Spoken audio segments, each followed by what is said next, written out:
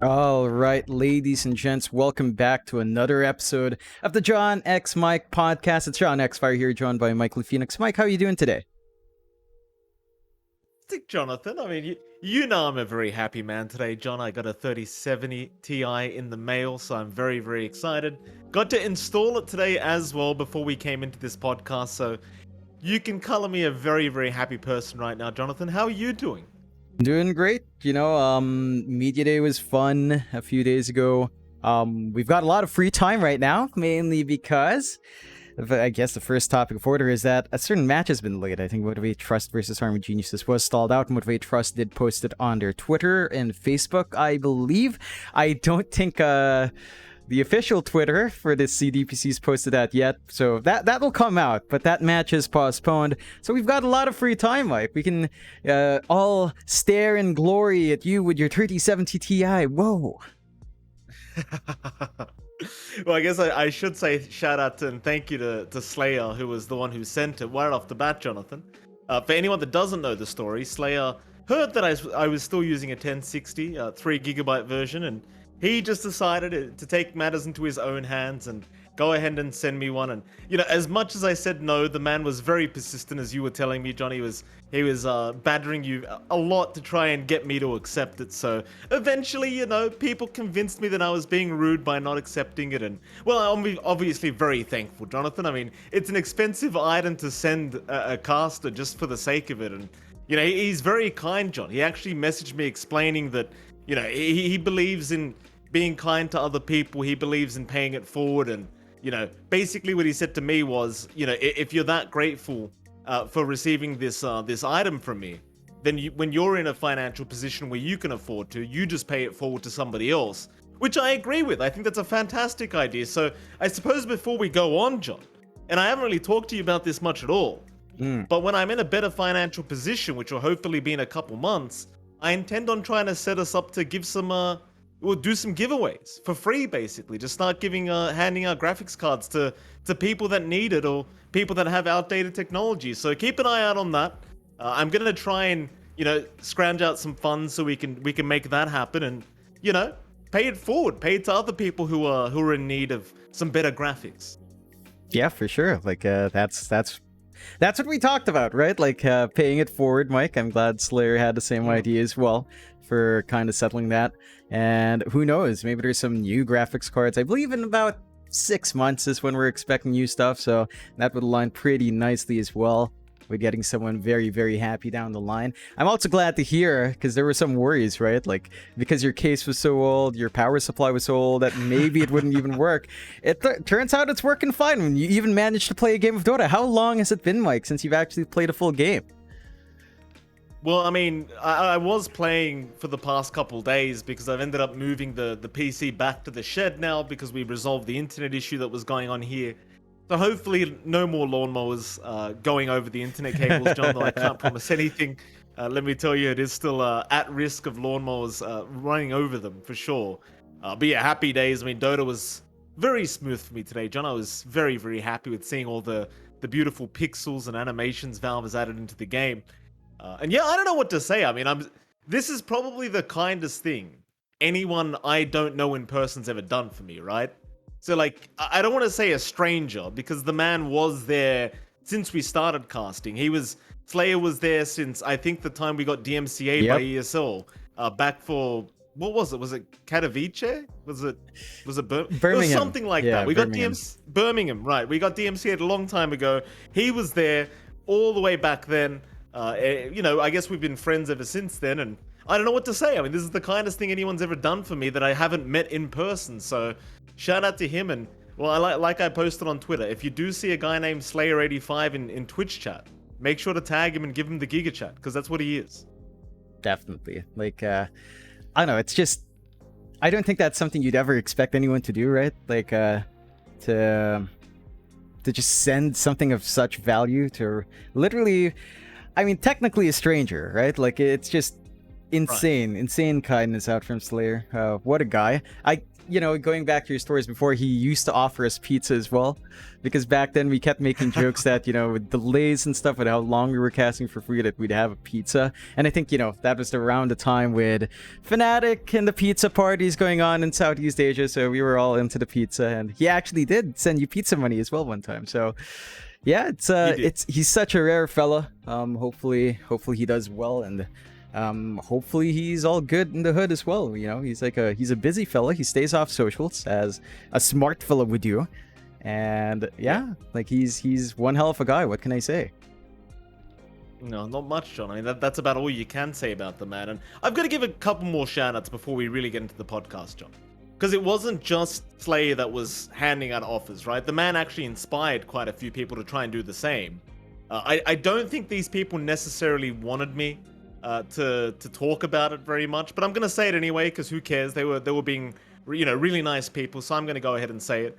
Capitalist messaged me as well, Jonathan. He heard that I was kind of struggling to say yes to accepting it. He understands, obviously, it's a lot of money. And he gets why I would kind of be a bit uncomfortable accepting so much. So he even said to me, he DM'd me on Twitter saying, hey, how about I pay for half of it? How about I cover half the card and Slayer can cover the other half of the card, and that way you don't feel quite as guilty. And we had people like Mr. Avo Plus come in on the Twitch chat and saying he would love to host a fundraising something to try and help me build a brand new PC. So it was really nice to see so much love coming out. So shout out to Cap, who directly DM'd me and offered me that. Even though Slayer said that's fine, I don't want the half, but it was very kind of him to actually go out of his way to offer it. And shout out to Ava, who was actually saying, let's just host a fundraiser. Let's just make it work that way. Shout out to those guys again, very, very kind people. And I don't know what else to say, John. I'm not one to start crying on camera or anything like that, but I was very moved by it. I can tell you that. Still, we should head off though. I mean, people are probably gonna get bored of me talking about it non-stop. What's been happening, John? What's been happening with you? Because I asked you earlier, before we went live with the podcast, I said, how's your eyesight going? You're wearing the shades again. So why don't you tell the viewers, Jonathan, how's your eyesight? What's the update? All right, so for the eyes are doing well. Last checkup I had with the doctor, he pegged my eyes at -0.1 and -0.2. So I went from real nearsightedness at around 900 and 825 down to actually slight farsightedness. I can't quite read text when it's up close to my face now. It blurs out a bit, so hopefully that adjusts, because it's kind of annoying in bed. You've got the phone up to your face, you're trying to sleep, just read Twitter or whatever, and it's too blurry. But it's a huge improvement, and it's still pretty sensitive to light. That's the one annoying bit. Everything's still slightly brighter than it used to be. I don't know if that's just because, I've got better vision, so it's taking in more light and it's more in focus. But I still can't, I can't stream for too long when I'm streaming. I try.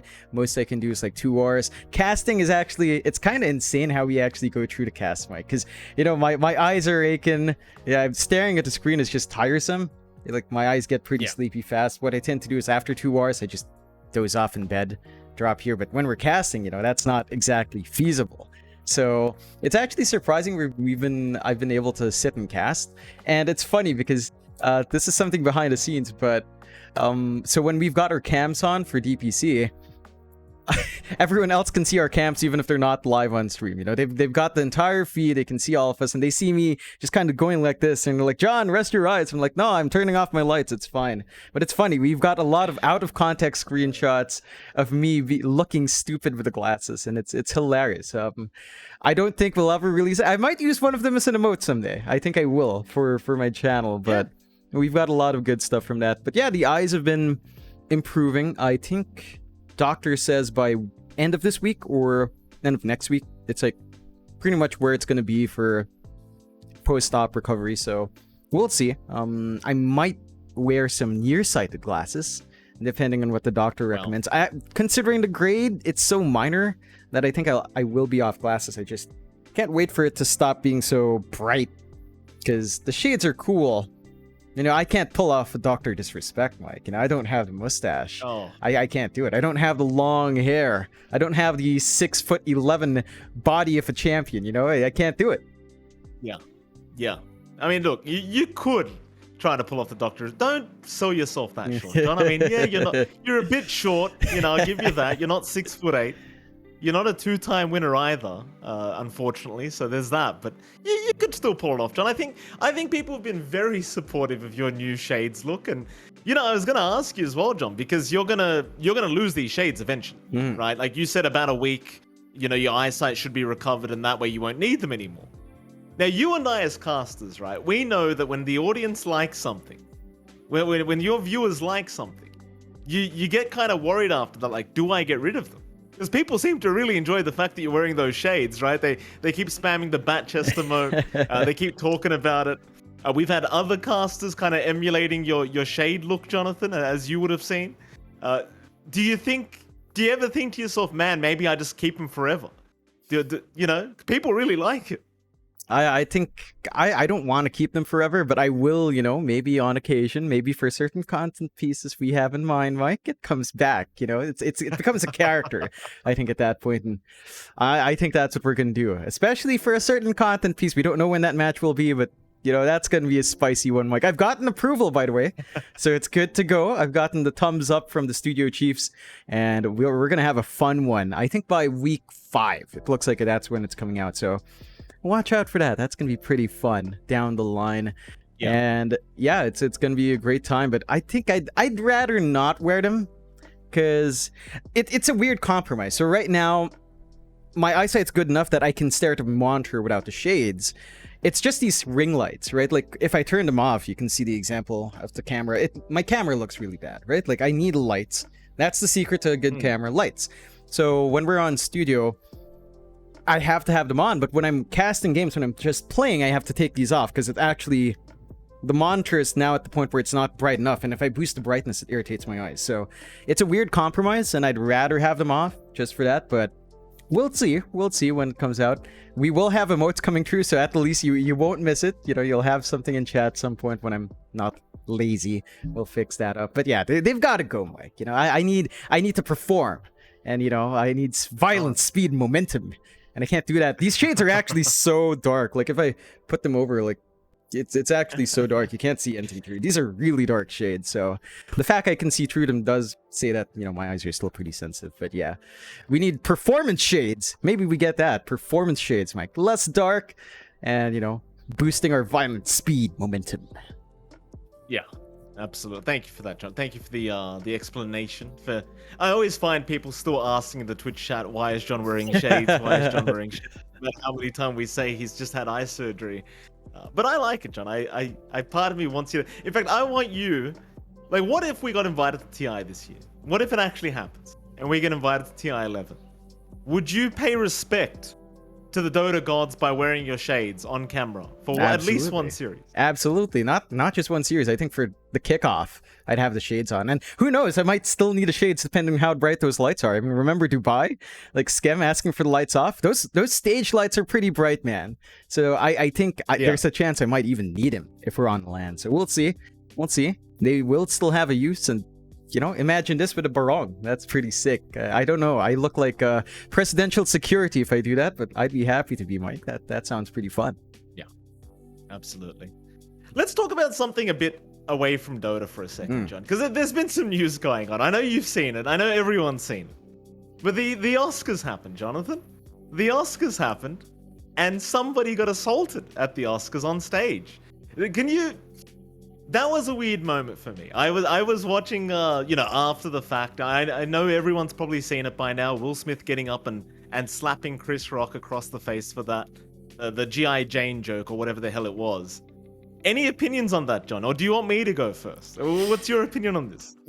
You know me, Mike. I've got very strong opinions about that. It's funny because if you watch the clip, right, like the moment he says the G.I. Jane joke, Will Smith is laughing. Right, he's having a big old laugh, and you can see Jada on his left, I believe, on the camera, not particularly pleased, but it cuts to him laughing. Then cuts back to Chris Rock, and he's like, I feel like Chris Rock knew it was a bad joke, because he's like, "That's a nice one," very sarcastically says, "That's a nice one." Then he tries to move on, right? Like it's like, okay, I see Jada's reaction from up here. It's not good. Let's move on. And Will Smith stands up, gives him a huge slap, and starts yelling from his seat, that's when, people are like, okay, this is not cool. And you can see the audience reaction, except for, I believe, Ryan Gosling. He was having a good laugh about that. But it doesn't set a good precedent. It's something that we've seen with comedians. I feel like, I don't know, maybe it's a difference in culture. I think America has a very different culture propagating right now. And in the Philippines, we make fun of everything. We make fun of ourselves. Right. We make fun of every single aspect, especially if if the other party's someone it's like it's a social contract. If you're a comedian, you go to a comedy house, you expect to be roasted for whatever. That's the social contract. He's a comedian. He's supposed to make fun of stuff. Yeah. He's supposed to make light of whatever is going on with you, and it's not good in my view for Will Smith to do that. Like, it's such a weird thing. I mean, like, the reasoning for him doing it as well, it's just strange because, again, he was laughing. And then I get that your wife is upset. I get that she might not find it funny. She's struggling with alopecia or hair loss herself, and she finds it to be a struggle. But to slap someone over it on TV is pretty insane. And the worrying thing is with how American culture is, or with how we've been seeing like this kind of movement in the West, is that it could lead to people just getting slapped or getting actually, have actual physical stuff thrown at them on stage for making these jokes. And that's a very bad precedent, Mike. Yeah, I agree with you, John. I mean, I remember watching that and I was actually quite disgusted with how everything panned out. Like, it goes back to what you said. It's a comedian, right? His source material, when you're a comedian at the Oscars, your material is based around the audience, right? Like, we've seen this over and over again, year after year. They hire some guy that's funny. You can have your own opinion on Chris Rock. Personally, I don't think he's the greatest comedian. I think he's kind of cringe in my opinion, but regardless, right? His material is meant to be based off the audience. And these are very wealthy, successful people, right? Like, these celebrities that are sitting there in that audience. It's not like they're going to go home and, struggle to find something to eat for dinner or, stress about how they're going to pay the rent that week. All these guys are very well off, right? So a comedian makes a joke. And then, like you said, Will Smith laughs and then sees his wife's reaction and says, screw it, I'm getting up and doing something stupid.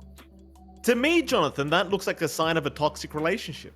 As a married man, right, it looks like a very toxic relationship. Because I spoke to my wife about it instantly after I saw that, and I showed her what happened. And she said to me, all right, fair enough, the poor woman has a disease that she is out of her control. Fair enough, she gets upset. But in what world do you think your husband getting up and slapping another man on stage on live TV is a good thing, right? And and a slap means something, right? It's not like a closed-fisted punch, right? Where it's like you're actually just purely hitting someone out of rage. When you slap man to man, if a man slaps another man, you're sending a message. And that's, you're beneath me. I'm better than you. I have zero respect for you. And I'm going to pimp slap you. That's basically what he did. He pimp slapped him, right?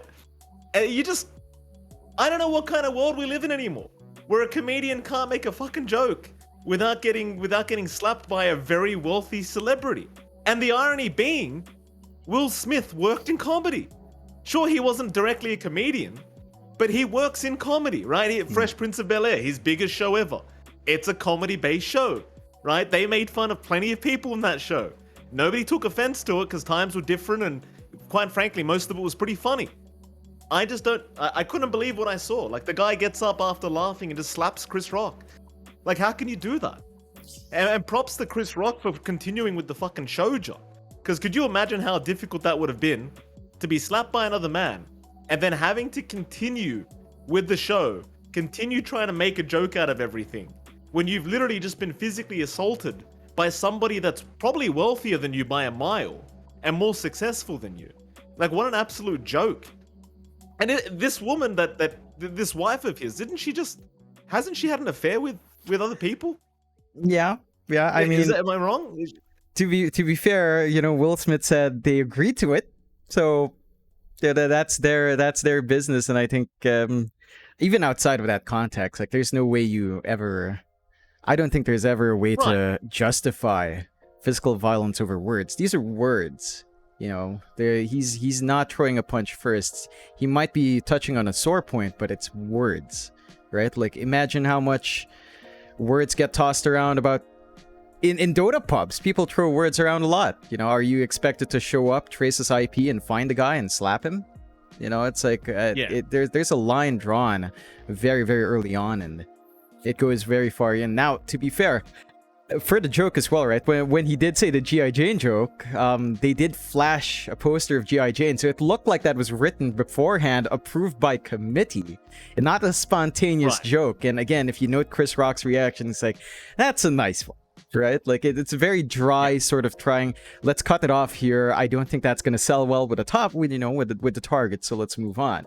And I'm just surprised it also slid through committee, considering that, you know, like maybe the committee expected less sensitivity, but considering Jada has apparently been posting about this for a while, I don't know. I don't follow celebrity news, Mike. In fact, the funny thing about this Oscars is I wouldn't have given a shit until that slap. Like, I wouldn't have. No one's watching the Oscars. Like, it's been on the downtrend for years. So the slap actually reinvigorated interest in all the celebrity bullshit that really no one should be bothering with. Who the hell cares? Like, the Oscars aren't a noteworthy award anymore. It's just them voting for each other, the Hollywood foreign press choosing their favorites. Like, you look at animation, I think this is where the sad thing about this entire slap happens. If you look at the animation awards, there was a lot of good movies this year for animation. I think Mitchell and the Machines is the most interesting one outside of Disney. And all of that's overshadowed. Like, animation was treated again as a child's category. You know, it's like, and that's overshadowed because Will Smith slapped Chris Rock. You know, like, that entire Oscars is just a sham in terms of artistic integrity anyway. So it's just, the timing is very interesting, right? Like, the timing is very interesting as to creating this noise about the Oscar. Like, I don't think they pre-planned it that way, but the fact that they flashed the G.I. Jane poster when you're running a live prod, that's not something you can spontaneously just raise up, you know, like, especially in that timing. So it looks to me like it was a planned bit, and maybe they expected that to happen. Because, again, you're running a live broadcast, just dragging a picture in on that layout. It's feasible, but not something you'd want to do like ad lib, you know, as production in the back. It's like, I don't know. Maybe they wanted that reaction, and if they did, they certainly got what they wanted, because people aren't shutting up about this. Like, everyone's just tweeting their new meme about it, and some of the memes are funny, but, you know, like the flavor of the month, Mike, it's losing its spice. It's for me, it's already kind of grating. It's like, you know, this is only so funny for so long. Elden Ring's a lot funnier. You know, everything in Elden Ring's funny, but this, it's tiring. It is tiring, John. I just don't get it. Like, immediately after it happens, you see the people on Twitter get up and, you know, start posting about how Will Smith was in the right, and as if you wouldn't do that if that was your wife. Look, if I'm at a comedy show and my wife gets picked on by the comedian on stage and it's a funny joke, I would expect her and myself to laugh, because you're at a fucking comedy show, you know? Context matters, right? It's not the same as you're on the street and some dude starts saying, hey, your wife's bald, ha ha ha. Of course you're gonna knock the guy out, right? But then you can't, not at a comedy, I mean, it's a comedy show. I can't, oh, it's so stupid. Oh, it makes no sense. And I can't believe Chris Rock actually stood there and didn't fight. I mean, look, John, if you get slapped by another man in front of millions of people, your automatic reaction is, I'm gonna grab this guy by the collar and take care of business. Whether it's in front of people or not, you know, he was the bigger man, and you got to give props to Chris Rock for that. Man, it's just crazy how we've come to a world now where you can't even see a comedian without getting upset about something like that. It's insanity. And what's more insane is people defending that behavior. Like, suddenly assault's okay because it's against your political beliefs or whatever. Well, assault's never okay, right? That's the point. Assault is never okay. And this is one of the dumbest things I've ever seen someone get assaulted over. And it really struck a chord with me, John. Because, you know, once upon a time, back when I was young, I actually wanted to be a comedian, right? Turns out I wasn't very funny, so that didn't really work out, but you get my point. And, you know, seeing the way that things are working now, how people are getting so offended over jokes and stuff. Maybe to you and I, it's a bit different, John, because we're in the South. I feel like when you're in the South, things are just a little bit we're all easier on each other. Like, I'm happy to make fun of you. You're happy to make fun of me. You know, we don't look at racism the same way. Like, the way I've looked at racism my whole life is if you're able to laugh at each other and your indifferences, that's what gets you closer to each other, right?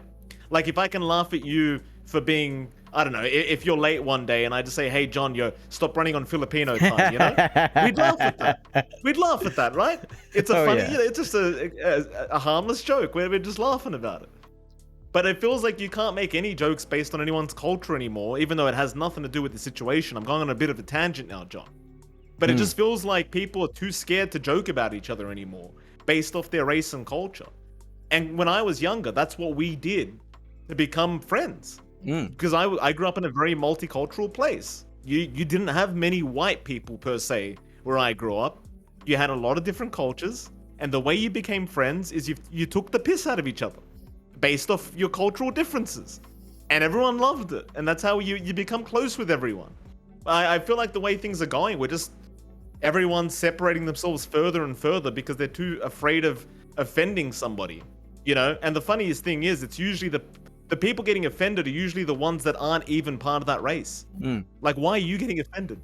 You know what? I can't stand seeing someone that's, you know, white getting offended over a joke between another guy and another guy, like, based off different cultures. It's just so stupid. You know, they don't need you to get offended for them. It's okay. You know? I just don't get it. I feel like comedy's slowly dying, John. Yeah, I mean, you look at the difference in reception for, say, something like Uncle Roger. Now, I found Uncle Roger to stop being funny after one video. That's my take, you know, like, after a couple, like, he had a fun one with, you know, emotional damage, you know, like, but look at Uncle Roger as a character. This guy's a caricature of, like, every Chinese Asian, almost, right? Mainly Chinese, right? Like, that kind of culture, and like an immigrant in America, or someone who's kind of struggling with English, that kind of vibe. And he cranks that up to 11. It's very, you know, if you were to take it in the context of someone looking at what's offensive, you could say Uncle Roger's very offensive, but do we care? We laugh at it because it has hints of truth. Right. And those nuggets of truth are funny. Because you might have known someone who acts a bit not exactly the same way, but, you know, has the same tendencies, or has a moment where he reminds you of that. And I mean, yeah, I think that's a great counterpoint. Like, you look what's happening in, like, Western comedy, then you look like freaking Uncle Roger. Right? Again, his comedy is not the best. I think it gets pretty grating after, like, 2 videos. But it's not something we consider offensive. It's not something I've ever seen, like, a Malaysian Chinese say, that's so bad. I've never seen a Singaporean say, wow, that accent's so racist to us. They laugh at it. And you know, I spent some time in Singapore. I went around to comedy clubs with my friends, like, a couple of times. And all the comedians would make fun of every single person there. And you know, Singapore is multicultural, multiracial. So he'd make fun of the Indians, he'd make fun of the Malaysians, he'd make fun of the Chinese, he'd make fun of the Filipinos. You know, everyone got a shot at them, and we all had a good laugh. And I guess it's a difference in culture, because I think that's something in Asia that we've accepted. Like, you know, if you look at Asia culturally, Asia generally didn't get along with each other all too well, right? Like, if you think about it culturally, like, for the most part, there's still a lot of, like, some conflicts as well between, like, wider countries on maybe a cultural level. But when you do go to those multicultural places, it disappears, because you can make fun of each other. They make fun of you for the dumb stuff you do. You make fun of them, and you all have a good laugh about all the stupid things everyone does, and you shake hands at the end, and you're all good. Like, I don't know. I just don't understand that culture in America. And for me, this is maybe me ranting now, Mike. You know me when I rant. But for me, this phenomenon has been happening since almost 2010. I think the peak start of it was really 2012. And I've been watching it. I used to be much more angry. Now I'm just resigned. I'm like, you know what? Do whatever the fuck you want. That's always been my stance. But now I can't even care to argue back. Like, if that's what you guys want, run with it, you know, like, whatever. But I just don't understand it, Mike. I literally don't understand why people's idea of opposing views is to shut it down. It's like, you know, if you shut it down, you're allowing them to foster and ferment those views and just grow stronger within themselves and spread it amongst whoever's leaning towards their side. That's not the way. The way is, like, dialogue. The way is listening to the other side. and trying to convince them, like a dialogue. That's what dialogue is. You trade ideas, you try to defend your points, and they try to defend their points, and you try to convince each other. Now it's just yelling over the other guy, and I can't care anymore, Mike. You know, I mean, I could get worked up about it, but I've been seeing this since 2010, 2012. It's just disgusting. It really is. I agree with the timing as well, by the way, John. It does feel like it was around 2010 that this thing started happening, like this, I don't want to say movement, but this change in the Western culture started happening, where everyone just seems really uncomfortable all of a sudden to joke with each other about the color of their skin or their cultural habits or, you know, stereotypes or what. I don't, it's just weird. Like for example, like my best man at my wedding, my best mate. The way we met, right, for the first time, is I was making fun of him for being Indian. And he was making fun of me for being Middle Eastern, right? So we were just making fun of each other back in high school, and it just that's how we kicked off. In fact, all of my friends, if I think back, all made jokes with each other about being different cultures, and it was funny. It was a funny thing, right? And you just became closer, and you just felt. I just don't get where we're going anymore. I just don't get where we're going. I really don't. Well, why are people getting so upset? I don't fucking know. Well, remember, let's use a pro player example, right? And this might not be about race, but just I guess toxicity in quotation marks in general. Remember when ATF, he was placing those mantles of intelligence down every time they had a game and stuff. And some people in the community were actually getting upset about that. You know, oh, he's too toxic, and I couldn't believe it. I'm like, what have we become? It's funny. It's funny, you know? Like, I invite people that get offended by dumb shit like that to play one game in the SCA server. Just one fucking game, you know? If you want to see true toxicity, come to SCA. But that's what makes the game fun at the same time. Remember Dota All-Stars, John? You would know this very well. You go to a LAN cafe. Your team versus another team, right? You're sitting as like across from each other, right? So you can see each other. And the beauty of the game was not the fact that you were winning, not the fact that you were losing, but the fact that every time you killed a particular person, you would get up on that damn table and you would shit talk the shit out of them. Man to man, you're just giving it to each other over and over again, you know? And the next time he kills you, he'll get up and do the same thing to you. And it was just it was brilliant moments like that. And then afterwards, you'd go outside, you'd get a meal with the other team, and you'd shake hands and be friends. That's what happened. But we've gotten to this point now where everyone's just upset about anything. It's just such a crazy timeline we live in, John. It's crazy. It's just fucking crazy. Yep. Yeah, it really is. Like, I don't know. It's like, going back to your point about your friends, I remember in Singapore, I was friends with a lot of Indians, and two of my best friends back then, they'd trade jokes, and we, you know, back when we just barely knew each other, like, oh, you're Filipino, why don't you clean up these tables right now before we get started, you know?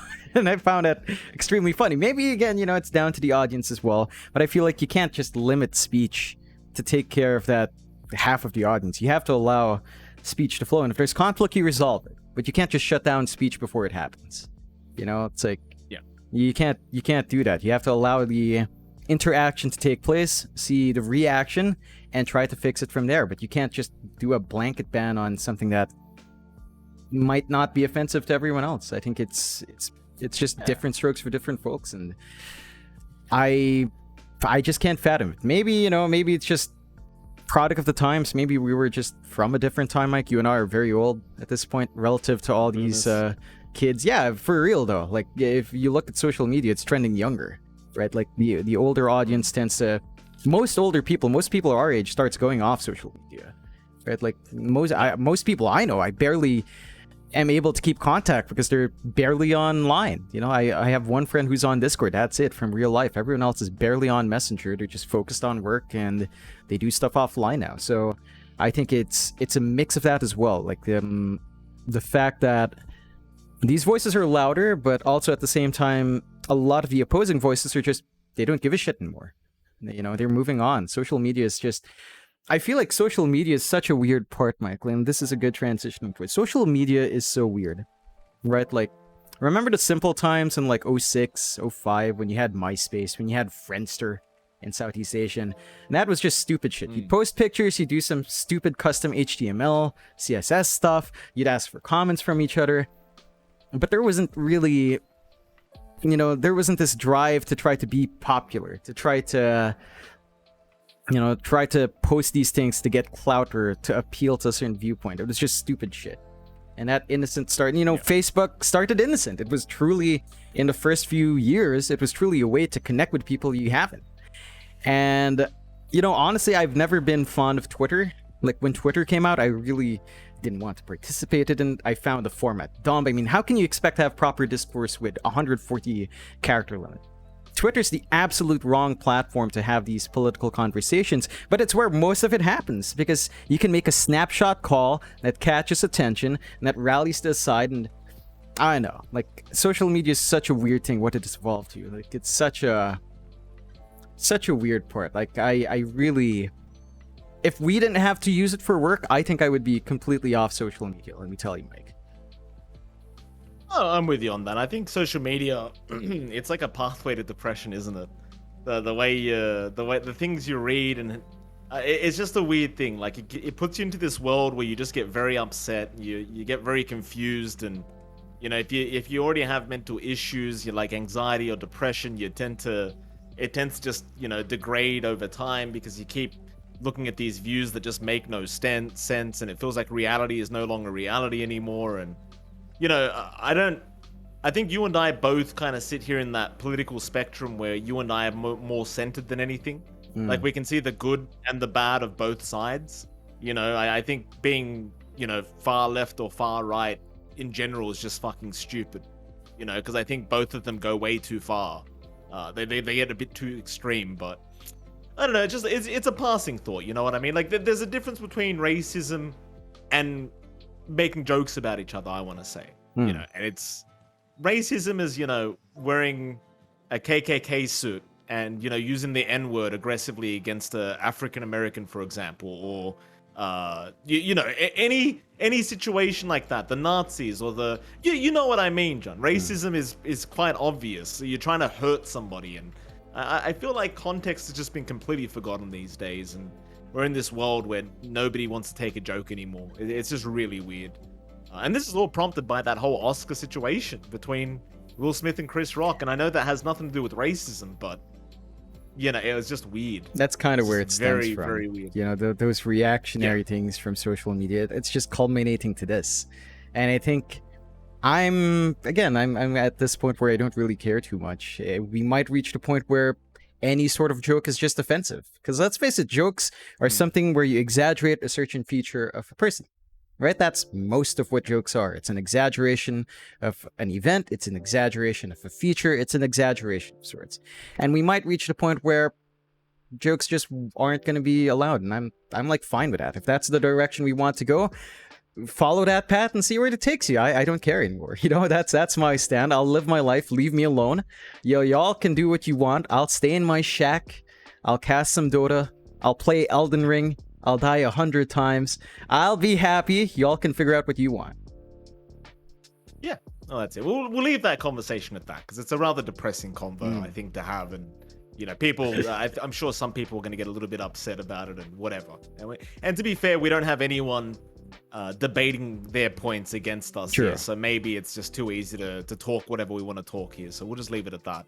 Talk to me about the stream though, John. I mean, your stream's been going very well by the looks of it. Your viewership has been it's been going up slightly, I think, over the time I've been seeing, so that's very, very good to hear. Have you been enjoying streaming, John? I know you've been playing Elden Ring quite a bit, and that seems like a really fun game that I'll probably also jump on. Yeah. But how have you been enjoying streaming overall? I've enjoyed it.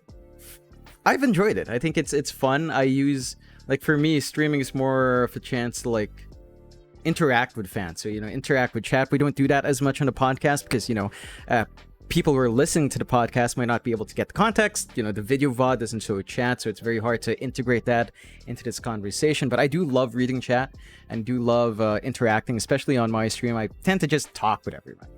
So for me, it's not really me trying to build up my stream, although we will try to build it up, but it's mainly just to interact with the audience because I know people like to interact. So I use it that way. I'm having a lot of fun.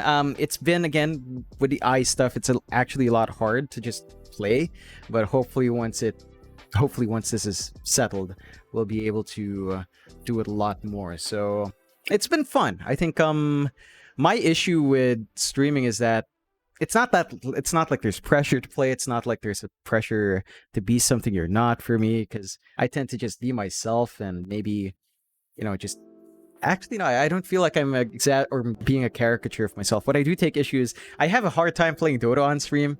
Because you know me, Mike, Dota is the one game that actually tilts me very hard. So Dota is the one thing that I find hard to play past one game. Let's be frank. Like, if I play one game of Dota on stream, I'm usually happy. If I play more, that usually means I'm kind of tilted. So Dota is the one thing I'm hesitant to really play a lot, because when I tilt, it's actually depressing. I think we've had that conversation where I'm not the happiest Dota player, Mike. I'm a very sad Dota player. It affects me greatly, and I think I think this is what I want to say to people who feel that way. If you are the kind of player who gets really affected by a Dota game, I would suggest just playing one. Do not push yourself. You never feel better. Dota does not make you feel better, even if you win the next game. Just stop and try to do something else, because it doesn't feel good. And I feel like sometimes I push myself to play Dota. Like, there was one day I really pushed myself to play Dota. I was really angry at the end.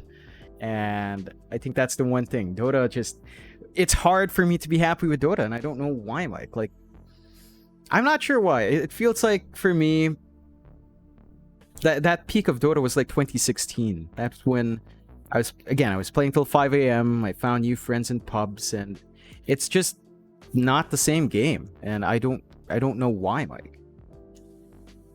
Does feel like Dota's and by the way, John, I apologize because my internet did disconnect there for about 20 seconds, so I did miss half your combo there. But Dota is a different game now. I think it's becoming a bit more of a spectator sport than anything.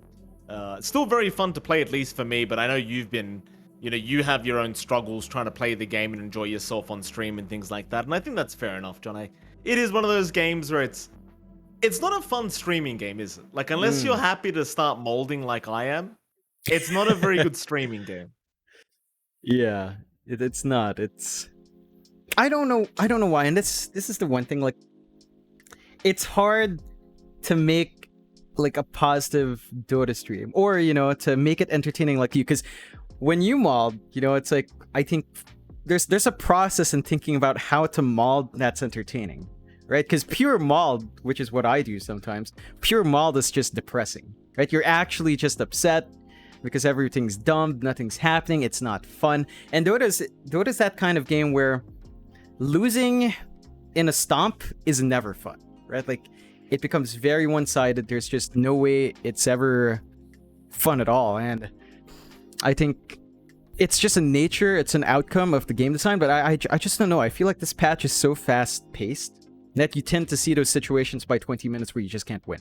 Like, I've been seeing that a lot more in my pubs where, and we've seen it in pro games as well, right, Mike? Like, it's not as common, but you do see that tendency where you're like 20-3 in a game, and the 20 team is going to win. It's very hard for them to lose. And I think the game's kind of taken itself to that point where somehow it's a snowball sort of game. And it's just self-determining at that point by 20 minutes in, you can kind of tell. So it's tough. I find it tough to solo it. 5-man is definitely the way to go, but even my 5-man games feel like I'm finding a lot of 5-man smurfs. It's just like, I don't know. It's not like, it's not been an amazing experience for me, Mike. How's your Dota going? Look, my Dota's always like, I'm a very competitive person, John. I feel very happy playing Dota personally, but I do kind of get where you're coming from. Like, it does feel like everything's kind of being min-maxed these days, for lack of a better term. And it goes back to a point that I've been making over and over again regarding Dota, and I think it's the fact that every patch that comes out, it doesn't feel like enough is changing. Like, I don't feel like heroes are getting adjusted enough where it's a matter of people don't know what's going on anymore, and The balance is like, I feel like the balance is too good right now. I feel like the way Dota's balanced is just too good. It's been too good for quite a while. I made the comment earlier in an earlier episode of the podcast where I think that Dota inherently needs to be unbalanced and it needs to be broken for it to be very, very fun. And I don't think it is broken, which is annoying because now everyone just knows what they need to do. And I'll point it out. You go for the side lane tier 1 tower. You go for the mid tier 1 tower. You then farm for a while. You overtake the opponent's jungle. You'll go take their tier 2 safe lane tower, and then you just go Roshan. That's what happens every time. You take tier 2, take the outpost, go Roshan. If you're Radiant, you have a better time because the Dire outpost is right next to the Roshan pit. So you're gonna have a better time assuming you can get the tier 2 into the outpost. For Dire, it's a little bit more challenging, I think, for Roshan because by the time you're ready to Rosh, it's around that time where tier 2s are going down. And everyone it's the same pattern over and over again. I feel like nothing changes, which is why the games for you may feel like a bit of a stomp because everyone knows exactly what they need to do to get to the end goal of getting Roshan and going high ground. That's what it feels like. And it goes back to the point you made, that if you're a team that's gotten like a 20 kill lead or something, over a game, chances are you're going to get that Roshan. And then what the fuck do you do if you're the other team? You're fighting against a carry with 2 lives. You're already way behind by net worth and probably XP. And it doesn't feel like there's enough brokenness in Dota anymore, enough changes where you can pull off some crazy, comeback anymore. Just, I don't know. Everything feels very surgical these days in Dota. It feels like everyone knows what they're doing a bit too much. Yeah. And I think that's a concern. I don't think that's going to allow the bar to be raised per se. I think the bar's already raised enough. I think all that's going to happen is things will get a bit more stale over time. Yeah, and that's why I think we were looking for that big shakeup and patch. Now, I'll take a second here to try to change our server. You have notified me, Mike, of some connection issues, so let me try to change this up. All right. I've shifted us to Hong Kong. There you are. Camera's unfrozen. We fixed the issue, guys. No more PNG mic, so we've sorted that out, and hopefully I've got audio coming in because this can sometimes act up. Can you hear me, Mike? I can, John. Thank you for that. I was going to tell you that I had like 5,000 ping earlier to the Singapore server. I'm not sure why, but that did not work out very well for me. So, yeah. But going back to my point, I can understand why it's a bit hard for you to stream the game and play and have a good time. Because again, if you don't have a personality where you're getting mad that things aren't being executed properly and you can't make that mold entertaining, then generally speaking, you're either just going to look really toxic or you're going to be really boring. Yeah. Because you're just not reacting and you just look depressed, which I've seen you have to go through that live on stream, John. I can appreciate why you don't want to play Dota when you're streaming. That's fair enough. Like you said, for me personally, I'm old a lot. So it seems like people really enjoy seeing the process of me getting angrier and angrier as the game goes on until I completely explode. Mind you, I don't turn on open mic and start raging at anyone or anything like that, but you get to see me exploding behind the camera. You get to hear me swearing and saying things I probably shouldn't be saying live on stream, but people seem to like it. So I guess for me it's fine. But I do agree with the point, John. I feel like Dota's been in the same place for quite a while, and I'd really like them to just break the fucking game again. Yep. Just break it. Just break the game. Nobody's gonna mind. Break it. I don't care if it's Arc Warden versus Naga again. Break the game. Break it. Maybe you have to watch what you wish for, Mike, because I remember those games and those would never end. So maybe not break it that far with those 2 heroes, but we'll see. Hopefully that patch comes out by... God, at this point we're going to be waiting till 2 or 3, but hopefully it comes out by then. I just wanted to give a quick little shout out to Mr. Gary Onko, who was in chat. Thank you for dropping by, and of course Sophie and Stinky Pie and everyone else. But yeah, Gary came by. He told us to stop podcasting. Let's go cast Boom now. Boom versus OB Neon now. Gary, that's at 7 o'clock p.m. You can relax a bit. You can prep the car. You can guard the power lines because you never know what Neon's up to. Chuan showed himself with wire cutters, so you guys got to guard the team house. But you've got a lot of time to guard that house, Gary. I'd love to see that protection up. Get Zach on it. Get Mushi on it. They've got the whips up. Zach is a big fella. He can keep it safe. So you've got the perfect bodyguards right there, Gary. Yeah. And Gary, if you are still listening, I am still waiting for my invitation to Boom Esports, sir. So whenever you're ready. I know you're a busy man.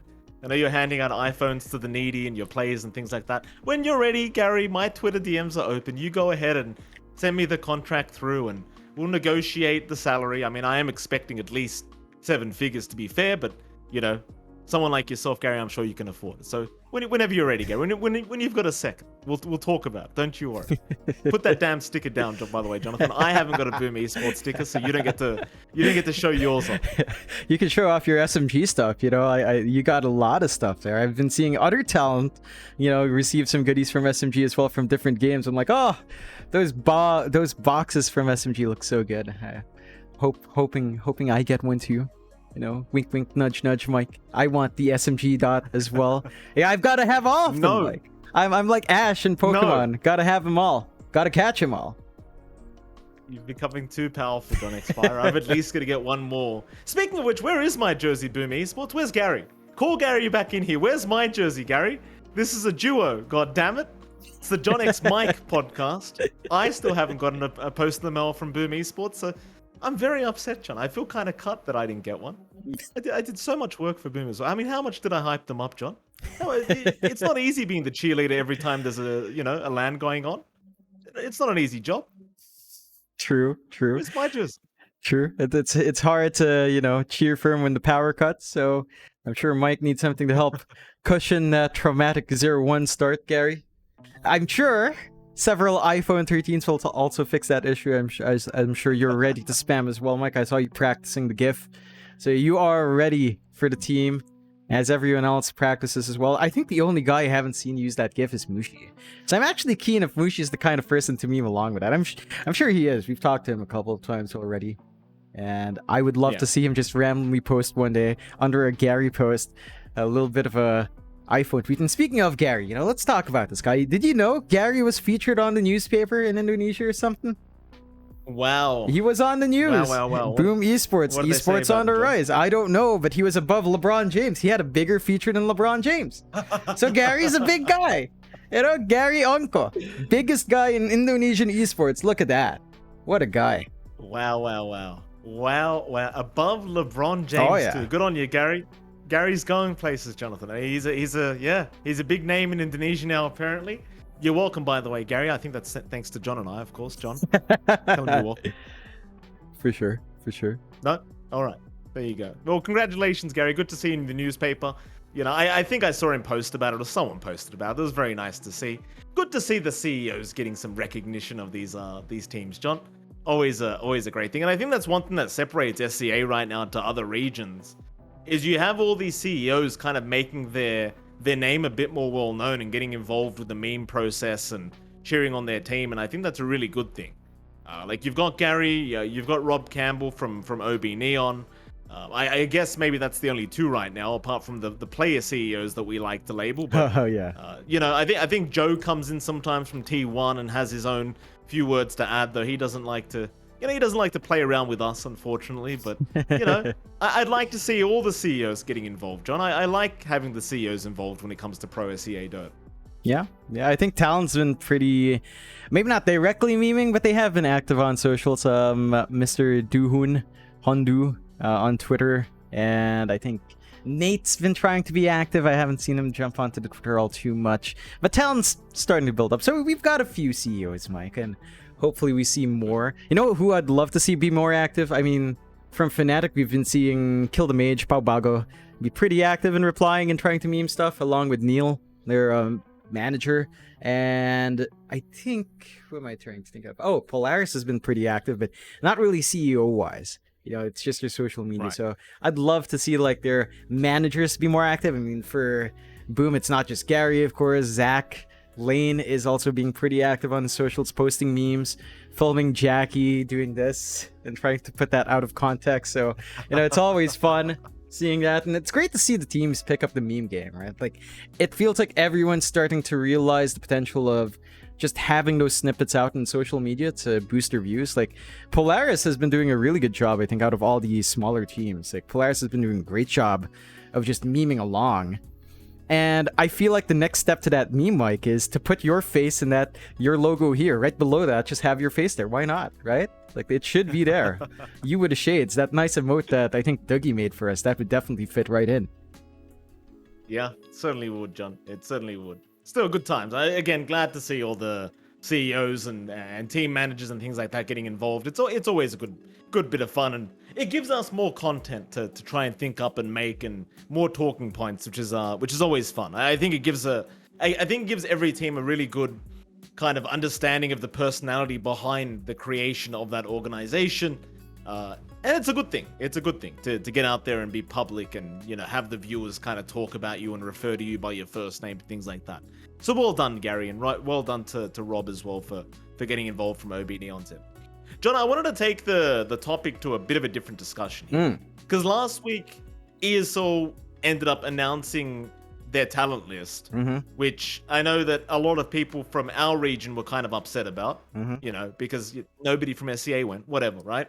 And it was, shout out to the talent, I guess, congratulations for them. Good on them for being able to make it to the major. I had a shower thought though, Jonathan. Yeah. Like literally right after after we finished the podcast, I was having a shower thought to myself, literally in the shower. Hopefully that's not giving anyone some bad imagery, but I was having a shower thought. In terms of talent, John, past and present, I want to ask you this first. Out of every talent you've ever seen in Dota 2, even from the Dota All-Star days, who do you think was by far the most underrated talent you've ever seen?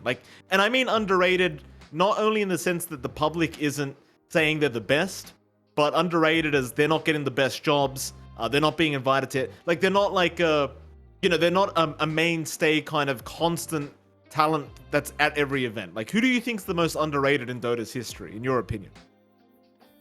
Let me stew on this a bit. There are a couple I'd say. All right. I think I absolutely love Dakota. I think I feel like I didn't see enough of him. I was very fortunate to see him in Nanyang Championship in Singapore, but I feel like Dakota himself should have gotten a lot more. He's one of the ones that pop onto my head. The big one that's gone now, or at least not in the scene anymore, for me personally, is AC. AC is someone that I really love to watch. I know a lot of people were complaining that, his analysis was basic, he talked over people too much, and I can kind of see that. I feel like if he was given a little bit more time to just cast with a duo, that would have been something that he would definitely be able to work on. But AC was just amazing. AC was for me, the guy who really inspired me to actually start casting around that time period. My first R2DL casts were from that time when I was watching AC cast TI. Because he reminded me of a Total Biscuit type that was casting. And Total Biscuit as well, who's, he's passed away some time ago, which is very sad, but he's not really talented, but, AC reminded me of Total Biscuit, and I really looked up to Total Biscuit, so I really like AC. I was looking forward to AC having those voice lines. It was leaked that casters would have, announcer packs. AC was one of the ones I was hoping for. It never happened. A whole bunch of announcer packs just never happened as well, but those are the two that popped to my head. AC and Dakota for sure. I feel like Dakota definitely had to... he should have been in a lot more. It surprises me that he wasn't, because he's the most versatile guy. He's a host, he used to cast, he's great at both, and he's a great interviewer as well. He's a great guy to talk to. I worked with him a lot in Media Day, so I think those were the two talents for me that were underutilized, in my view. How about you, Mike? Well, you completely stole my my nomination, John. I was gonna say Dakota as well, but I think you and I both have the exact same feeling towards the man. No bias intended, because again, we do work with BTS a lot. But I used to think this back before we even started casting, that I couldn't believe that somebody that could create content, act better than anyone else, cast, sing, host, whatever. The man did everything. Interviews. I couldn't believe that he wasn't getting every event.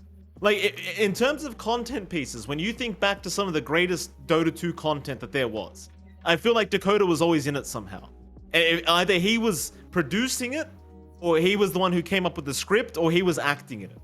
And till this day, I can't believe he didn't get more gigs. I can't believe he didn't become a mainstay. And that might be because of him. Who knows? Maybe he's the one who said, I don't have time to, I don't want to travel this much or whatever. Maybe he's a family-orientated guy who doesn't have enough time or whatever to fit the bill. But I just, till this day, I can't believe it. Because there is nobody that was more versatile than this man. Nobody.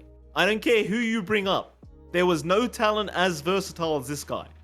And I remember once reading a Reddit thread about it, and someone said, yeah, he's the jack of all trades but master of none, right? Like, he wasn't like a OD Pixel kind of caster, right? Where he's just rated number one as play-by-play caster. But I wouldn't say jack of all trades. I mean, it felt like he was at minimum a king of all trades. Like, maybe he wasn't the ace, right? But he was damn near close. And I don't know, till this day I get upset about it, John. I think he hosted better than most people did. Content-wise, he was the funniest guy. Like, content-wise, he acted the best, and he had really good comedic timing, right? And if there was anyone that I'd want to do content with one day, it's probably him. Because he just has that great sense of timing and great sense of humor. I just still can't believe till this day we just didn't get to see more of him. I just kind of wanted to get that out there. Because I feel like there's a lot of talent that could have done great things that just never got to where they wanted to be. And again, we don't know what the reasons are. Maybe we'll have the pleasure of inviting Dakota one day onto the podcast so we can ask him in particular what he thinks happened. But honestly, that's my honest opinion. And, you know, I still can't believe it. I mean, the man just did everything. Why wasn't he a mainstay? Yeah, and I think that's it kind of helps you realign when you see talent choices. Like, there's so many casters, there's so many people that were left out this time around that used to be left out in the past. It's not like a new phenomenon, you know. It's just such a tight market, and there's a lot of reasons for that behind the scenes. So yeah, it's great to put that into perspective. Like, it's always been a tough road for casters. It always has been. Sometimes there's just some really great guys that don't get as many shots, and for most of us, we'll just never find out why, Mike. I mean, maybe one day we'll find out. Like I said, like, we did want to host an interview series, and I guess Dakota maybe could have been one of our interviewees, because, you know, obviously you and I have kind of agreed that he was very, very underrated at the time when he was, you know, I guess full-time talent. I suppose going on, though, considering I brought up the interview series, John, where the hell's VT faded? Have we been ghosted? Yeah, all right. So he did initially say yes, but I think he had a misunderstanding. He thought that we would help directly appeal him. We would help directly appeal for his unban, and I was like, no, we're not directly going to help you. We're giving you a platform to clear up these accusations. And after that, he's like, yeah, nah. So I'm like, all right, you know, we gave him an open platform, and he's not been replying as fast. I mean, he's still there. We're still talking on and off, but the replies have been very slow. So I think the interest has faded, and I think, again, he had the wrong impression, despite me saying that, you know, it's an open platform to talk, but we're not going to be aiding you per se. We're asking you questions to clarify your side. So yeah, but as I mentioned, you know, for VT Faded's topic, it's a hard one. I didn't expect him to say yes fully. I would have been very surprised if he actually said yes, because again, it's not something that you can. It's not something I see him being able to feasibly defend very well, is my angle on it. I do not see a very clean way for him to, especially some questions I had in mind. I don't think there was any good answer for any of that. So I don't think he's gonna be coming on, Mike, unfortunately. Well, that's a real fucking shame to hear, John. You know, I thought, you know, here's the thing, it was gonna, like, the way we were gonna work it anyway is, yeah, we were gonna ask hard questions, but that's the point, right? Nobody's gonna believe your innocence if you truly are innocent. If the person asking you the questions isn't asking hard questions, right? We were gonna reach out to community members. I know there's other pro players that already believe he's guilty based off previous things that have happened, right?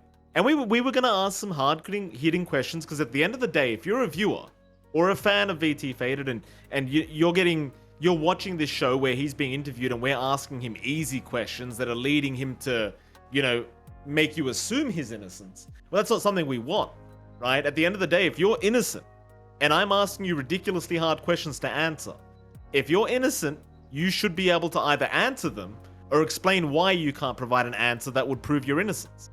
So fair enough, that's cool if you don't want to if you don't want to take that opportunity, that's perfectly fine. We'll forget about that one. We'll probably try and move on to other talent or other pros that might want to talk to us over an interview series, maybe something a bit more laid back.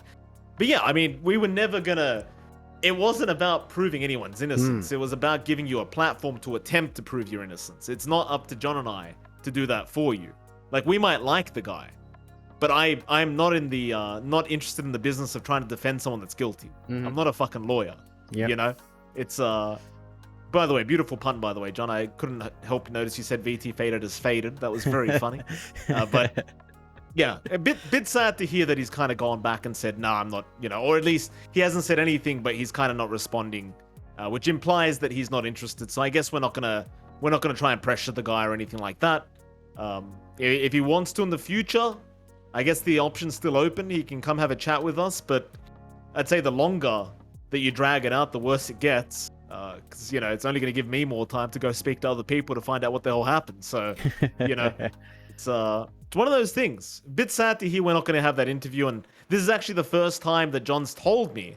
Well, you have mentioned that he's been a bit slow to respond, but I thought I'd publicly ask you, John, what the response was before I got to actually hear the 100% kind of answer from him. Because I wanted the viewers to hear it. The people want to be updated on what's going on. And well, there you go. We're not getting an interview with the man, and that's fair enough. I guess he's got his own things to do, and we'll move on. We'll try to find some other pro players or something to talk with. Yeah, I'm sure we've got a lot of people who'd like to line up. You know, Gary would be very keen to have. We could grab any of the Talon boys. I'm sure that would be a great content piece to kick off as well for my own duties that I have to fulfill. So we've got more. We'll line it up. I think that's going to be in the ballpark of the next 2 weeks now because of that pushback from our initial guest. So we'll try to schedule that around, Mike, but we will kick that off. And you know what? I was just thinking about that. When I said 2 weeks ahead, I just realized we are on week 3 of DPC. We are halfway through. Basically, no. Yeah, pretty much halfway through the tour already. And it's kind of ridiculous. You think about it again, and I've been seeing some chatter again from a lot of people that, you know, I saw like a podcast with like Seb and No Tail, I think, and something talking about why the DPC format's not good. I can't believe it's week 3 and there's been like only so many games. It's kind of maddening, right? Like, again, we've talked about this for so long now, but I just feel like it needs to be restated. Like this, it's wild. 3 weeks fly by, and how many games have we really seen from, say, Southeast Asia in Div 1? It's not much. It's wild. John.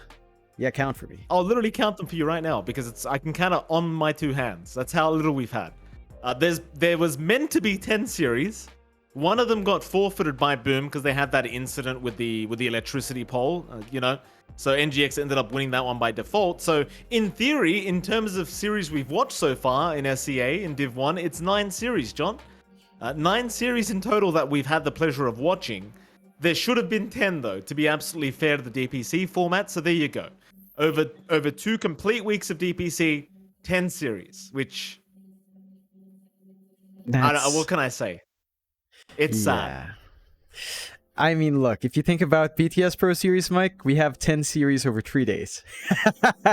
You know, and that's if we're doing the best of 3 part. If it's like the best of 2, we have 12 series in 3 days. So, you know, it's something, this format. It's, I don't know, like, I don't want to dwell on it too long because we've already ranted quite a fair bit about this. But yeah, we're on week 3. I just realized, and it's bloody fast, and also it just doesn't feel like much, does it?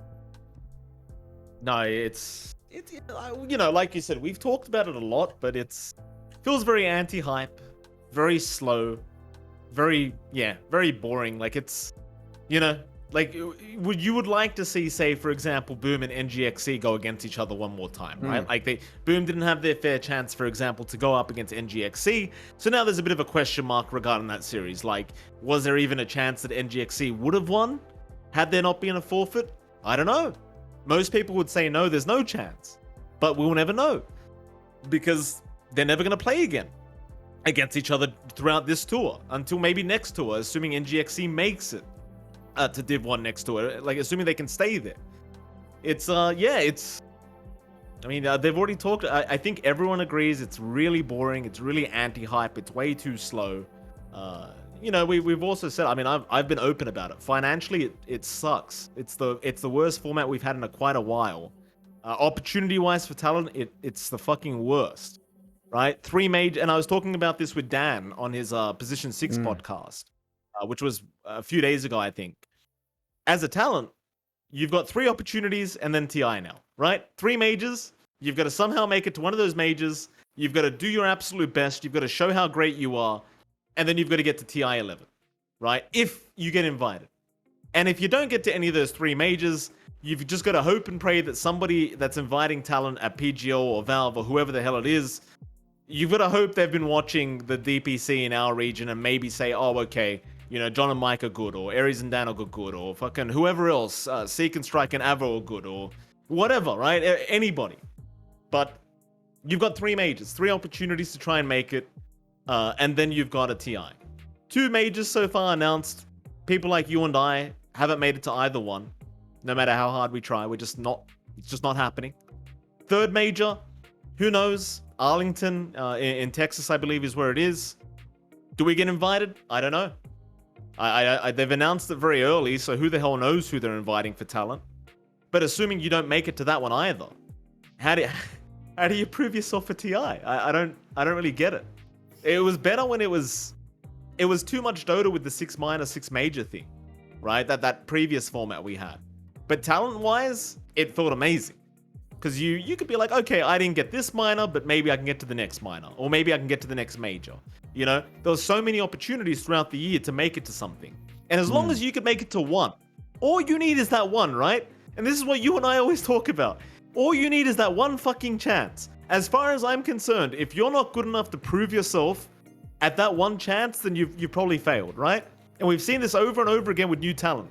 They make it to an event, it's kind of mediocre, and then they never show up again. That's what I've noticed, right? So you already only get basically one chance before TOs say, screw it, this guy's not good enough. I don't want to pay the guy for the same product he offered a month ago at a different tournament, right? But now you've got three majors, which is your three chances into TI. So pro players hate it, viewers hate it, talent hate it. And as talent, I can tell you, money shit, no opportunities, no way to move up. It's literally a uni student that's left uni and needs experience before he can apply for jobs. Now, how the fuck do you get experience? I don't fucking know, John. I don't know. Yep, it is what it is. Now, to be fair, back in the old era of the different format as well, we weren't getting as much work, Mike. So, we were stuck doing qualifiers. In a way, there's been some benefits, but yeah, it's a weird one. And I think it needs to change. It needs to change for sure. We'll see. Again, that's likely to come after TI, so same format for True Tree is looking likely here. But that's the way that the esports circuit crumbles, Mike. Speaking of, diverging from Dota 2 for a bit, did you happen to see what was happening with, say, Valorant's casting scene? Did you manage to catch that drama? No, I haven't caught any drama though. I did notice a talent announcement today, and I think the reason why I saw it was I think Sajidine, which is Suns fans' partner, got invited as talent to a Valorant tournament, which was, that was great to see for her. Good on her. Congratulations to Sajidine. But go on, John. I have not seen the drama. What's the drama? Okay, so it's unrelated to that. There's a casting duo in Valorant. They jumped out of CSGO and I think Overwatch League. They're veterans of the FPS scene, and they went into Valorant beta time before it was even publicly launched. They went in beta time. They went together. They said, we're going to be the best duo. We're going to be the primary duo. We're going to be working hard to be that #1 duo. And they managed to build up a huge rep. I forget their name, DDR, and I forget. I'm not very familiar or intimate with the Valorant scene, but I know there was 2 casters who did that. And for this upcoming Valorant major in Reykjavik, I think, they weren't invited. And they were like, all right, Riot's just not been... DDK, not DDR. DDK, Riot wasn't inviting them. They're like, all right, we're not going to work as talent more. We'll work on 100 Thieves as coach. But it's interesting, right? Yeah, you see that weird disparity with Dota and Valorant. And we were talking before where Riot used to treat their talent well. I wasn't even aware that apparently at some point Riot spun off all of their employed casters as freelancers as well. So they're kind of stuck in the same boat as us, except they're dealing directly with Riot, who's much more temperamental about things. So I think that's just serving to provide a little bit more context. Last time around we were saying Riot, they have this really good structure in. Apparently not. They're all freelance now as well, so that's kind of messed up. I don't know how to fix it for esports at all, Mike, because Riot realized, all right, let's just toss them off, make them freelance, and end up like everything else. Interesting. And so this DDK guy, they're like this duo you're saying, are they? You must have heard them by now. I personally haven't. My apologies to them, but are they good, John? Like, do they deserve to be, say, number one in a game like Valorant? I think they do. I think I watched a couple of their casts. Not much, honestly, because again, I don't watch too much Valorant. But I watched a couple of their casts. They sounded really good, and I saw the context of how hard they worked. Like, it's insanity how hard those guys worked to get to that point. Like, they were really, because Valorant's a fresh game, and they were again one of the first to come in beta times. They were already practicing, they were already learning all the things you have to learn for a new game. And they were fairly popular. So it's like, I think the analog here would be like OD Pixel and Fogged being told directly that they weren't going to be invited for a tournament. We've seen some situations where Fog can't come in, but we haven't seen that sort of situation where like, yeah, you can't come in, we don't want you. I don't think we've ever had a TO say we don't want ODP and Fog. It's like that, like those kind of big names being rejected by Riot themselves. So I was like, yeah, wow, all right. So yeah, that's something, and it just kind of helps put in context how crazy it can be to be in broadcast for esports, Mike, huh? It's pretty wild. Yeah, I mean, it does. I mean, I think you and I can relate to that a lot, though, right? Like, you and I are one of the...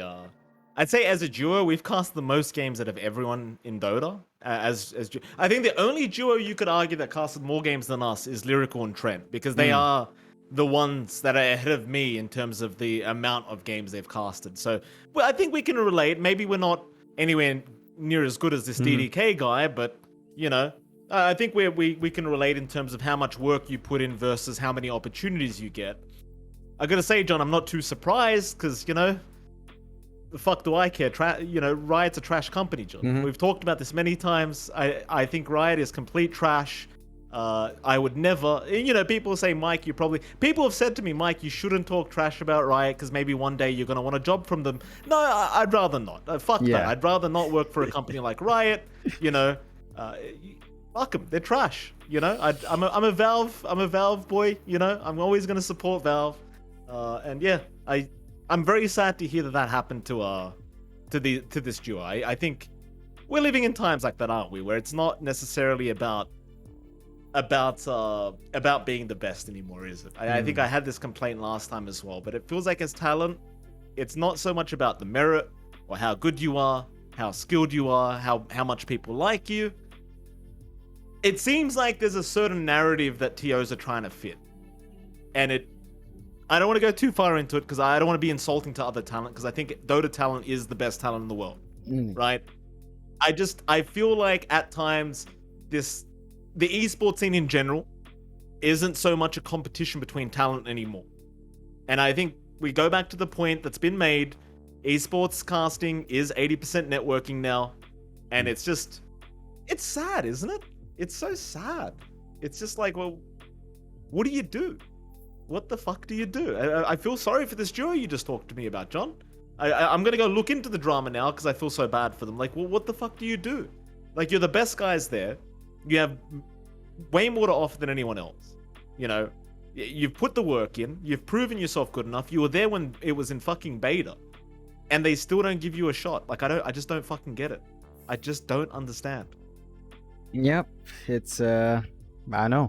It's, I guess it's just a symptom of how the world functions today. A lot of things is really just networking, no matter how it sounds like absolute bullshit, and it's probably one of the most stupid things in this world, but yeah, it's all about networking, Mike, and I wish there was a way to change that, but it's all about who you know and when you know them. You know, it just kind of boils down to really that for a lot of things. Whether we like it or not, that's how things function right now. Yeah, it's interesting reality we're in. Oh boy, what else has been happening, John? Well, I mean, we are coming to the end of the podcast this week. I feel like there hasn't been that much news regarding Dodos, which is why we've been ranting on about completely different stuff regarding other things. But anything else been happening, John? Before we do have to log off and say tune into that SMG Polaris game. What has been going? I'm trying to run the two brain cells, rub them together here, Mike. Has anything been happening? No, nothing comes to mind in my end. No, nothing really. I mean, we could try running through the teams again, but I think people are still surprised that Polaris are doing so well. I'm really not. Again, maybe we could just run through how the teams are standing real quick.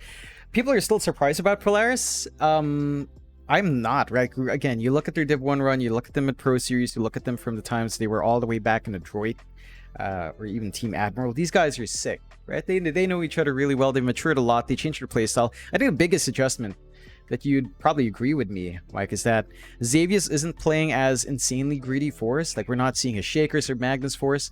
He is still playing greedy, though. Like, you see a Shadow Demon immediate rush ags. But, you know, it's not heroes that don't do nothing and need a blink. So I think that does allow Polaris to play a lot faster. What I am surprised, and I'm not sure if you'll agree with me, is how NGX is doing. NGX has been very underwhelming for me. Like, they've got fighting moments, but it's not the team that I expected to see in Div 1. I expected NGX to be like a surprising performer, you know, like giving a stronger fight against these other teams, but they're not looking as strong as I'd like them to be. And it's one of those things with NGX, right? We see them on hot streaks, then we see them on very cold streaks. It feels like it's one of those cold periods for them right now. Yeah, I agree with you. Polaris is looking really fucking good. I can appreciate why people still doubt them. You know, it's still, you know, it's been 3 series for them, so maybe not enough time yet. And I say 3 series, it's actually been, no, it has been 3 series, so maybe not enough time to really display what they have, but you know, they are looking like a front runner to perhaps make it to the major, which is pretty interesting. Like, I could easily see them being top 3 here in the SCADP, assuming they can keep up the winning. Obviously, they went 2-1 against Boom Esports, but that was to be expected. In fact, I'm quite surprised they even took a game off Boom. But there you go. Like, that's a kind of goes to show you how great they are. And it brings me to this point now. Do they beat SMG? Because when you think of SMG versus Polaris, I'd say Polaris is looking like the way stronger team right now. It's a strange one because I feel like SMG has these shining moments where they look really amazing as well. And this is where, you know, the factor of Ninja Bogey and Raging Potato comes in. Like, Mike has really good insights into Filipino teams. Not you, Mike. You know, Mike Ross Jr. Oh. Not you. Unfortunately, yeah. Mike, you're not the same person. You did get your jersey ahead of him. Mike's got very strong feelings about Michael Phoenix having his jersey first. But yeah, I think Ninja Bogey is going to be a very big factor. I'm not sure if he's in the team house. I'm trying to recall. I think I was talking to Raging Potato, and I believe he's not yet, but he should be by next week, if not this week. So we'll see. My worry is this is the one. This is the match I think that dictates that top 3 that you mentioned, Mike. I feel like if Polaris wins, Polaris is already already locked in for top 3 for me. Like, it's gonna be Boom, Polaris, right. T1, then it's either T1, Fnatic, SMG. But it makes me more certain Polaris is guaranteed in the top 2 at least. Whereas if SMG wins, that kind of keeps it open. It still feels like a fight between those 4 teams of T1, SMG, Fnatic, and Polaris. So this is like a very make or break series. I'm not sure how it goes. It's very hard for me to tell because Polaris can also have these really cold streaks as well. So I'm wondering, how are you feeling about this matchup, Mike? I don't know. I feel like Polaris has it, but then I agree. Like, SMG is one of those teams that can always surprise you. So I never kind of count them out ever, because they have shown us like real moments of brilliance throughout the DPC tours we've seen so far. John, the one team I've really been thinking about, and I'm going to go a bit off tangent again, but I want to go to Div 2 for a second. Yep. What in the hell's happened to Motivate Trust Game? I mean, these guys, I know it's a depressing topic, John, because you and I were there when they first started really showing what they had, and they had Jackie and Q, and the whole team in particular was just doing, you know, brilliant work. They were winning every Pro Series, they won the Summit. They went into Div 1 easily earlier, and now they just don't look like they've got it together anymore. Do you have a particular point in this team where you think where does the problem start with Motivate? It feels like I'm not sure, because I was wondering to myself as well. I took a look at Masaros and Fearless and how they're doing in terms of like their rank. They've dropped a lot as well. I think they've dropped a lot from their pubs. Like I think I saw either Masaros or Fearless at 200, and they used to be like 50, 60. So I think something happened. Maybe they're going through a period where they're just not feeling the patch. The players aren't having as much fun with the patch. They're not learning as much in their pubs. So could be one of those things where it's time for a little bit of a break, maybe time to readjust the team, look for a change. I don't think Toy has been a really good fit, to be honest. I know Toy is a really good friend of theirs, but I don't think he's been working out all too well for the team. They need something. They need a huge shakeup. We've seen Motivate in this point before. Remember DPC Season 1 last year. We saw Jackie go to T1. We saw Masaros goes to Fnatic, and Motivate Trust was a husk. A very depressing husk. I'm not saying that the team has to be all together again with Jackie Q, but I think the team needs to find itself out, especially Fearless and Masaros. Like, these two feel like the cornerstones for me, because Motivate had this playstyle where he'd stall out for Jackie. And that still meant Masaros and Fearless had to play really well with the two supports. And right now it just doesn't feel that way. So I think Motivate Trust will have to take a break, reconsider a lot of things, and maybe try to just work on comps, work on everything, because it feels like everything needs to be adjusted. Because, man, it's so heartbreaking to see them do so bad. Because, again, Fearless Masaros, Fearless especially, I would consider a friend. It's like, it's hard to see your friend kind of struggle that bad, but they're just not doing good, Mike. I can't defend that. They're really not doing good. No. Yeah, I mean, I think it goes back to your point, right? Like, yes, Jackie left, and Jackie was a big part of the team because we always saw them play that Forward Protect 1. But you look at the games now, like, Fearless just looks dead inside, and so does Masaros. Like, they just don't look motivated. And excuse the pun, but they really just don't look motivated right now. It's almost like they're going into the game with a hope that they might win, but no belief that they can actually pull it off. You and I, we casted Motivate vs Talon last week. That was a really depressing game to cast. That series in general. That was depressing. It was really sad. It just didn't even seem like Dota. Like, game 1, what was it? It ended in like 20 minutes? No, 17 minutes. That game 1 ended in. And then game 2 was 31 minutes. And I don't know where to go. It just... Look, I agree with you. I don't think Toy is playing well. Like, I'm not going to sugarcoat this. I think he's been playing really badly in that one role. Obviously, he's a way better player than you and I are. Yep. But I remember particularly looking at his farm in that game 2 on that Drow Ranger. And I'm like, man, you've been hitting creeps for 30 minutes. Where's your farm? Like, the other 4 are rushing around the map trying to make plays. Sure, it's not working out, but they're trying. They're creating the space. And then I look back to this Drow Ranger, and she's still in the middle of the pack in the net worth graph. And I'm like, well, hold on a minute. Where's the farm going? Well, what's happening? Even the tiny game, I was asking the same question. Where the hell's the farm? But then you look at... I can't even blame Toy in particular. Because, again, you look at Fearless, and you look at Massa, who both, at different times, could carry the game for you if they needed to. But they just don't look like they're into it anymore. They don't look like they believe in their team. And I think it's... You gotta switch something up. I mean, this is just... It's depressing to watch from how far they went to the fall now. I mean, they're currently placed equal 7th with the Apes Esport in Div 2. It's just... It can't be this drastic of a change just because Jackie and Q left. And mind you, like, before Jackie even left, Q was still there. And it was already going downhill. I realize Jackie's a great POS 1 carry. Like, he's a great carry player. But you can't tell me you can't find another decent carry for the team and make the same kind of work happen. I just... What? I can't believe how far they've fallen. Yeah. It's gone down, and I feel like... It makes me sad, because I think for Motivate, this feels like... It's almost reflective of how Thailand is with Dota now. Because I think the Indochina region of Southeast Asia, peninsular Southeast Asia, outside of Malaysia maybe, even no, actually including Malaysia, it's been trending towards mobile games. So I feel like there's actually issues in finding young blood that's also Thai or maybe Laotian or Cambodian that can fit in and is at that level. I don't know if you're still finding much. I feel like Savage is one of the last few young players. Toy's pretty young as well, so it feels like those are the last two young players coming out from Thailand, at least, and maybe that's something, they're starting to feel it as well on Motivate Trust, because I know how the Thai scene works. Like, I talk to Savage, talk to Fearless, talk to Masters. They tend to just stay up, until 12 a.m. That's when they start playing. They queue into each other. They have a good time.